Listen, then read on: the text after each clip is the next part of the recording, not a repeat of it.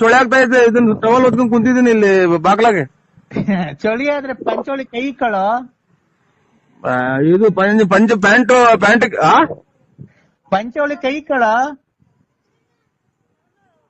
ಪಂಚವಳಿಕೆ.